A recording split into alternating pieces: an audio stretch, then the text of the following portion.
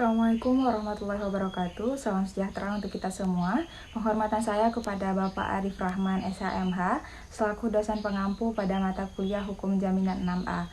Perkenalkan, nama saya Amatul Najla dengan NIM 1905113. Pada kesempatan kali ini, untuk memenuhi tugas mata kuliah Hukum Jaminan, maka saya akan memaparkan materi tentang hipotek kapal laut. Pengertian hipotek.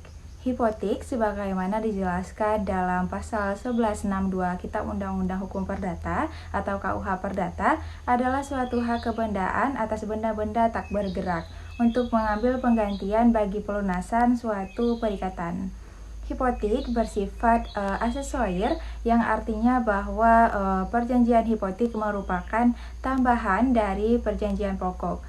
Tindak penghipotekan kapal tidak akan lepas dari perjanjian kredit serta janji hipotek yang dicantumkan dalam perjanjian itu merupakan aksesorir terhadap perjanjian kredit. Kapal dapat dibagi menjadi dua, yakni kapal yang beratnya di atas 20 meter kubik dan kapal yang beratnya di bawah 20 meter kubik. Maka dengan adanya perbedaan inilah yang membedakan jenis pembebanan jaminan atas kapal yang beratnya di atas 20 meter kubik dan beratnya di bawah 20 meter kubik.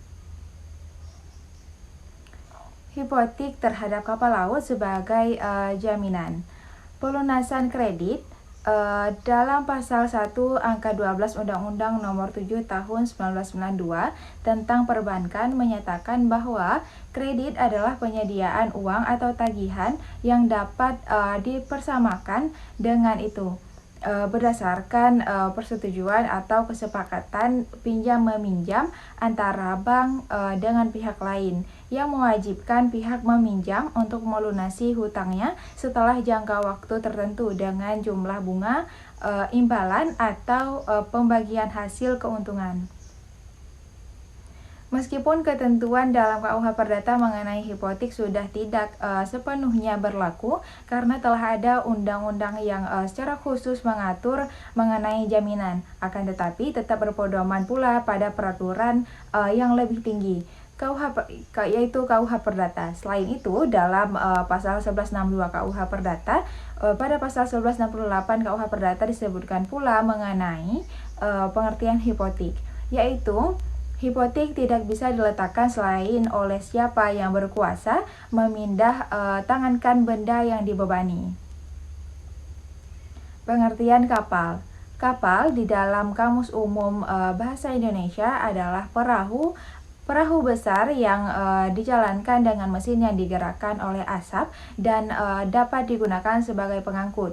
Kapal biasanya cukup besar untuk membawa perahu kecil seperti sekoci. Selain itu, dalam pasal 1 angka 2 dan pasal 49 Undang-Undang Nomor 21 Tahun 1992 tentang pelayaran menyatakan bahwa kapal adalah kendaraan air dengan bentuk dan jenis apapun yang digerakkan dengan tenaga mekanik, tenaga angin, atau ditunda, termasuk kendaraan yang berdaya dukung dinamis, kendaraan di bawah permukaan laut, serta alat apung dan bangunan yang tidak berpindah-pindah.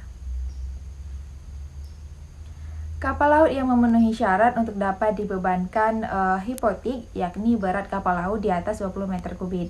Selain itu, adanya hak kebendaan atau sesuai dengan maksud dalam pasal 1175 KUH Perdata.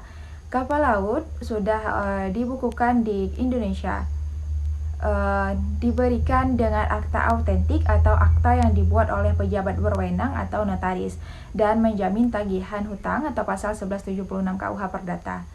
Setelah terpenuhinya syarat-syarat tersebut, kapal laut dapat dibebankan dengan hipotek dan dapat dilanjutkan dengan tahap pendaftaran hipotek pada kapal laut, yakni pembuatan akta hipotek oleh para pihak baik debitur dan kreditur di penjabat pendaftar kapal, yang kemudian akta hipotek tersebut dibawa ke inspeksi pajak untuk memperoleh SKUM atau surat kuasa untuk membayar bea materai, sehingga kapal laut tersebut dapat dijadikan sebagai penjamin pelunasan kredit.